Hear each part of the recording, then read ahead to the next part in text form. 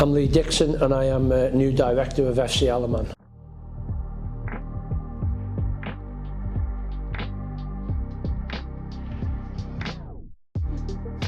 I'm a builder, so I work in construction.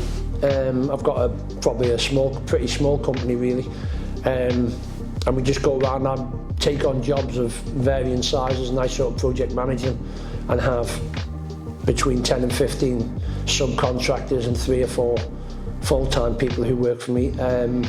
Yeah, and that's where I make my living.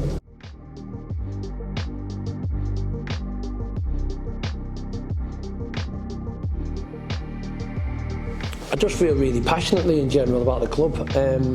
I've been involved since the very first meeting with Paul and Steve Burns, and it's just something I've obviously very passionate about football, as people will know, but I just feel really strongly about this club, the experiences that it's already given the public, our community, the opportunities it's given to a lot of young players already, a lot of the old players, and obviously in the situation, the unfortunate situation of coming out of the football side of it, I just weighed everything up.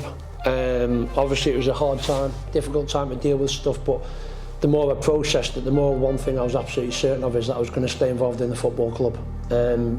Just to try and offer something, some energy, some insight, some understanding of obviously being on the other side of the fence with the football side, and just generally making sure that the club stays in good health.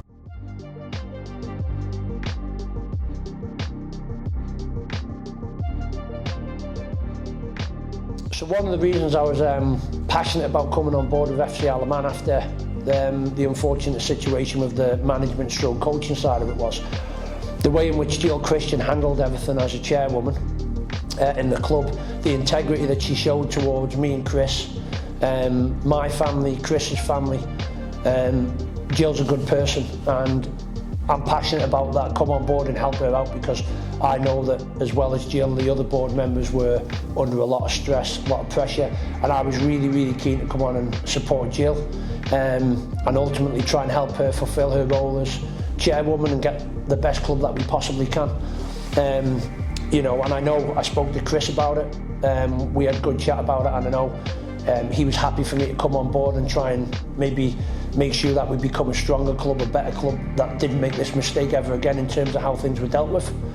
I know Jill was passionate about that, and so I think coming on board with Andy Birchill as a representative of the fans, that fitted with something again I was passionate about. I've always believed since the first meeting that this was always going to be a club that was about the community and the fans, and so I just feel now coming on board to help Jill to make sure that we don't make repeat mistakes, and have Andy on board to represent the fans and make sure they're being heard in our club.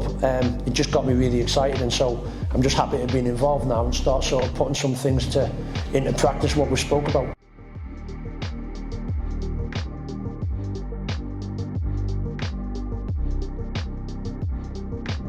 The role that I've actually taken up is the Director of Operations. I think because I've been involved at the start, I think I've got a good overview of everybody who's involved in the club, right across every single department, on the playing side, generally everyone that functions around the club. I think I've built up a good relationship with everyone. What I want to bring is, from being the Director of Operations, is first and foremost allowing everybody to function and do their jobs because they're all good at what they do, and generally just try and bring everyone together a little bit and knit them together and make sure everyone's communicating properly with each other and we're all willing to help each other out if required. I know that since last season and the chaos of the end of last season, I know everyone went off their little path a little bit, and I know that everyone found it really tiresome. All got very fatigued, and maybe in some areas we've lost our way. Hopefully my energy can try and bring everyone back together again and get everyone pointing in the same direction again, working together for the good of one goal, and that is that the football club's healthy, the football team have the best chance on the pitch to do well. And ultimately, and this has been the whole reason that the club was set up, that the community can be proud of what we've got here on the Alaman.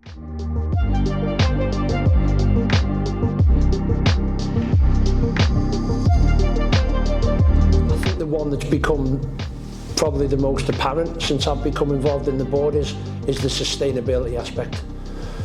I think we've come into it with what we thought was a very clear vision about what it was going to take to run the club. financially, operationally.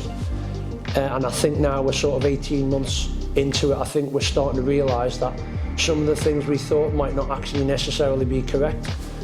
So I think we need to maybe readjust our sights a little bit, try and trim back the outgoings, try and increase the incomes, which I think, you know, we're probably the same in every single club at our level really that we function at. At the same time, what we don't want to do, we don't want to water down the quality of what we're offering to the community. We don't want to water down the quality of what we offer to people that visit the island. Don't want to water down the quality of what we're offering the people involved in the organisation. It's a really, really hard balancing act, but we've had some really, really positive meetings lately. And I'm convinced that we can get everything on board, make it far more sustainable and get back on track with sort of aiming at some of the targets we had when we set the club up in terms of involving the community and making sure that the fans feel like they really do genuinely own the club and that the club listens to them. You know, I think it's common knowledge that there's been errors made. I think Jill, who's a fantastic chairman, has come out and held their hands up that they made errors in the summer. And hopefully as a club, we understand that now and we can really, really focus our energies into making sure that the fans know they're being heard.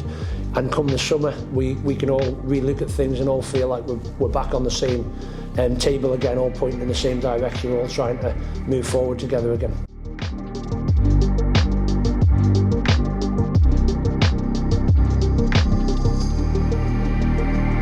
Sustainability, go back to what I've just said, I think it's important that we're sustainable. I think it's important that we try and find where our glass ceiling is almost, where our players can function at comfortably without yo-yoing up and down the leagues. And in doing so, I know that it's always been a big aim of the club that we allow young people, young players, the opportunity to gain experience over playing in England and ultimately provide them with opportunities to go as high up the ladder as what their talent will allow. At the same time, giving everybody else on the island opportunity, maybe the slightly older ones, just an opportunity to function in the football pyramid in England at a level that we've never had before. I think the Manx public have had a chance to see that now. I think they can see what the buy-in is in the togetherness that it can bring when things are going well. It's been a difficult season so far with players injured, players unavailable to travel, and I think this is a massive reset season to make everybody really understand long term we need to sort of adjust a lot of stuff, but I'm absolutely confident that over the next 10 years we can sort of maybe go up maybe one more league, possibly two, and try and sustain ourselves in that league. And just open doorways for young players to get into maybe professional football or even semi-professional football, just at a higher level than where we are. And if we can do that, I think we'll have provided everything that we said when we set out to and was building the club.